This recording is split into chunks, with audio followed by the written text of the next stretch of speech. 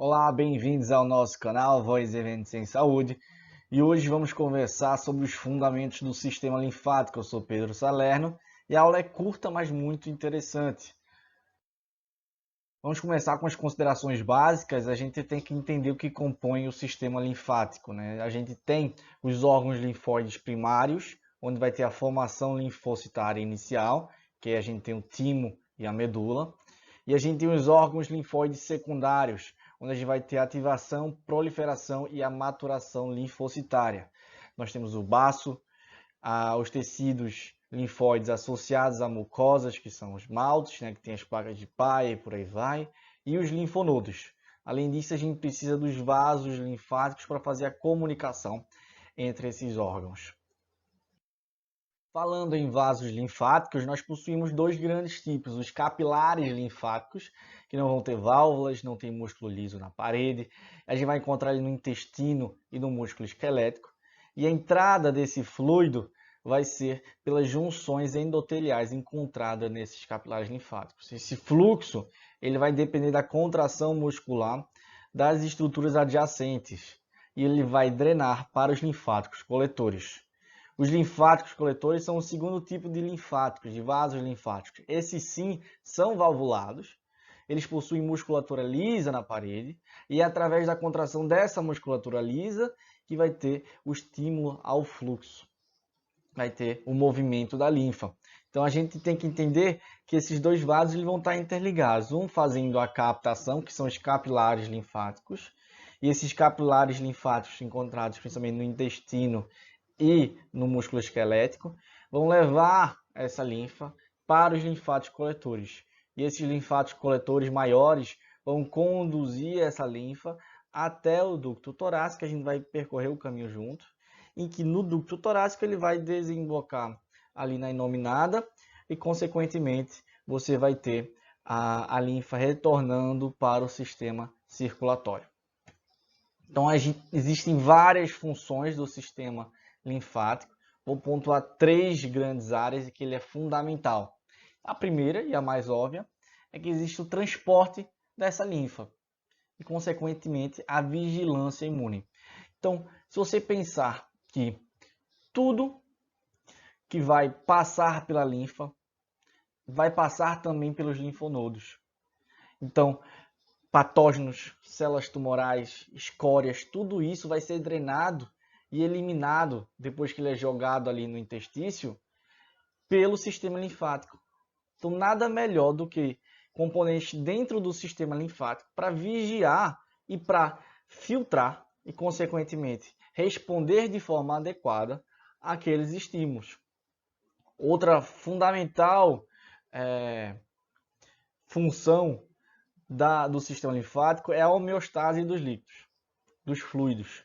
Então, quando a gente tem um aumento do volume intersticial ou o aumento da pressão oncótica do intestício, a colodosmótica, aquela determinada pela quantidade de proteínas, aquela que puxa a água para o intestício, a gente vai ter, se a gente tem mais água ali no intestício, edema. Então esse edema ele precisa escoar, ele precisa ser drenado. E essa drenagem é feita pelos vasos linfáticos, que vai captar esse líquido extravasado. E não só o líquido também. A gente tem que captar essas proteínas extravasadas, consequentemente diminuindo a pressão osmótica do intestino, do intestício, e ajudando eles a retornar para a circulação sistêmica. Por último, a gente tem uma função também que muitas vezes é menosprezada, mas tem efeito muito importante nas crianças e a longo prazo também na nutrição. Então, o transporte de gordura, ele passa pelo sistema linfático. A gordura e as vitaminas lipossolúveis vão ser absorvidas no sistema digestivo através do lacteal, né, e transformadas em quilomicrons. Esse vai ser um sistema especializado e que você pode ter prejuízos na absorção, consequentemente, da gordura e dessas vitaminas lipossolúveis. Então, vitamina A, D, E e K são nossas vitaminas lipossolúveis e você pode ter uma carência dessas vitaminas, caso a sua absorção pelos lacteais não sejam adequadas.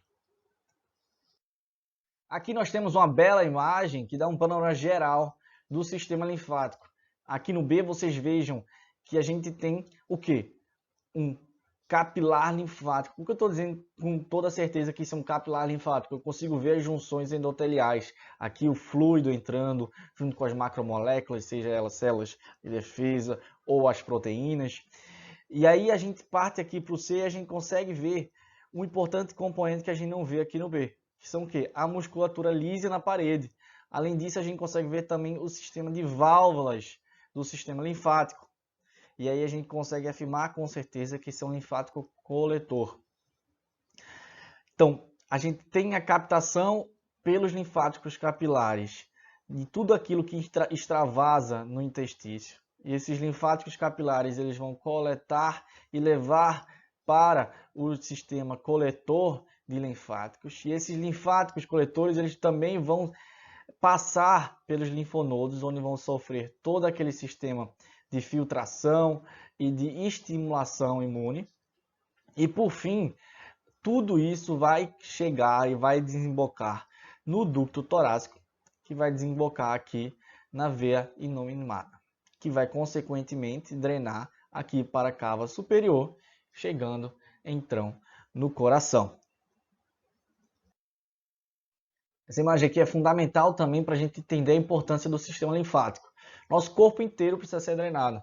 Então a gente vai ter uma distribuição global de agregados linfonodais, cada um responsável por drenar uma parte do corpo. Mas esse caminho todo ele vai levar ao coração. Então a drenagem centrípeta do externo para o central.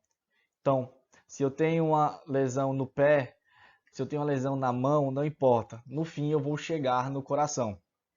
Então, quando a gente vai fazer a avaliação no exame físico de um paciente, a gente tem que ter em mente que existem diversos desses agregados linfonodais, como vocês podem ver aqui. Então, se eu quero avaliar um paciente, eu tenho que saber que na cabeça, por exemplo, eu tenho os linfonodos pré-auriculares, eu tenho os linfonodos submandibulares, submental, a gente tem o cervical posterior, cervical anterior, tudo isso precisa ser avaliado em um paciente. Se eu estou avaliando a mama do paciente, eu tenho que saber que eu preciso avaliar a cadeia axilar. Se eu estou avaliando a região genital do paciente, eu tenho que saber que eu tenho que avaliar a cadeia inguinal. Tudo isso você precisa ter em mente quando for fazer o exame físico do paciente. Ter em mente também que nem todos os agregados linfonodais você vai conseguir palpar. Você não vai conseguir palpar um linfonodo lá. Você não vai conseguir palpar um linfonodo paraórtico. Tudo isso são conceitos importantes que você tem que ter em mente.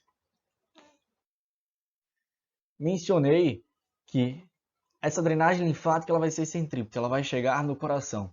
Mas quando a gente fala em sistema linfático, a gente só pensa no ducto torácico, que essa desembocadura é através do ducto torácico, mas nem todo o corpo ele é drenado pelo ducto torácico. A gente tem aqui os membros inferiores, que eles vão drenar para a cisterna Achille, que é essa dilatação que a gente observa aqui. E depois essa cistela Achille, ela vai formar o ducto torácico, que vai drenar aqui em direção à veia subclávia esquerda, ou a veia innominada esquerda, recebendo antes o membro superior esquerdo, o tórax esquerdo e a cabeça, parte esquerda da cabeça. Então, no fim, o ducto torácico vai drenar membros inferiores, abdômen, membro superior esquerdo, metade da cabeça esquerda. E aí sobra 25% mais ou menos do corpo que ainda não foi drenado. Vão drenar por onde? Então, esses outros 25%, o membro superior direito e a metade direita da cabeça, vão drenar através do ducto linfático direito. Essa é uma importante diferenciação para a gente lembrar que nem tudo drena para o ducto torácico.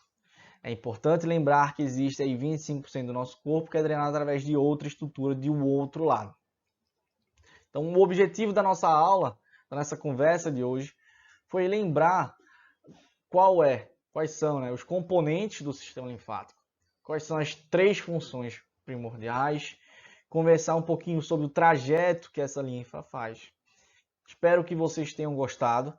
Caso tenham gostado, considere, por favor, se inscrever nesse canal. Apenas 3% das pessoas que assistem nossos vídeos são inscritos. Se isso aí subisse para 10%, já ajudaria muito a continuar trazendo esses vídeos interessantes para vocês. Caso também tenha gostado, deixe sua curtida, entre no nosso Instagram, @vozevents, e até a próxima. Muito obrigado!